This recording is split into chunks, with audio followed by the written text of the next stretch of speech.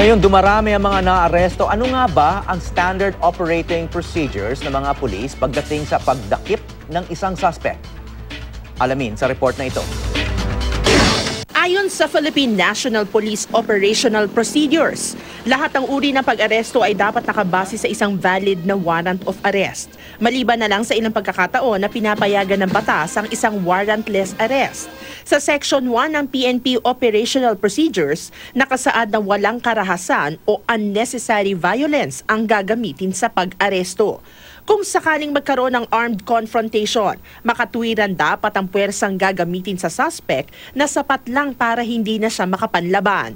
Bago gumamit ang puwersa ang isang pulis, dapat muna siyang mag-issue ng verbal warning sa suspect. Ito'y para mabigyan pa ng pagkakataon ang suspect na sumuko.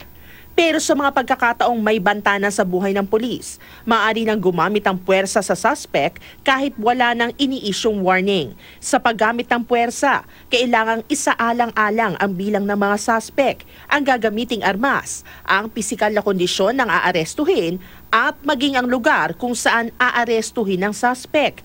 Sa Rule 8 Section 3, muling iginigiit na ipinagbabawal ang sobrang puwersa sa pag-aresto. Ang paggamit ng armas sa pag-aresto ay makatwiran lamang kung may banta sa buhay ng mga otoridad mula sa suspect. Sino mang pulis na gumamit ng armas laban sa suspect ay kailangang magsumite ng isang after-encounter report kung saan nakasaad ang dahilan kung bakit napagdesisyonan na niyang gumamit ng armas.